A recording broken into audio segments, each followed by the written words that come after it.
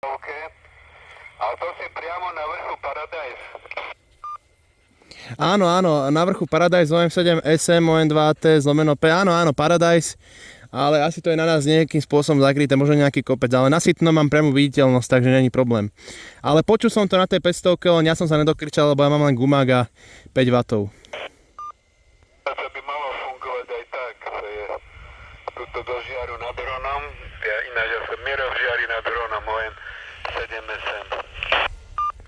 Jasné, Miro, robili sme spolu spojenie ešte z domu na tomto prevádzači, áno. Tu Denis, operátor, hej. No, my sme sa tak rozhodli, že vybehneme niekde na výlet, tak sme sa rozhodli, že ideme sem. No a samozrejme, som blízko pri Sitne, tak som dal výzvu na tento prevádzač, či tu niekto náhodou není. Bo tu aj OM7 AD sme sa rozprávali spolu, takisto, tak aspoň som niekým pokecal. No a teraz šikovno do nejakého tajchu. Áno, dneska sme už boli, takže viem, čo to je, no. Krásne počasie, úplne ideálne na výlet a takže pekne. Presne, boli sme už dneska.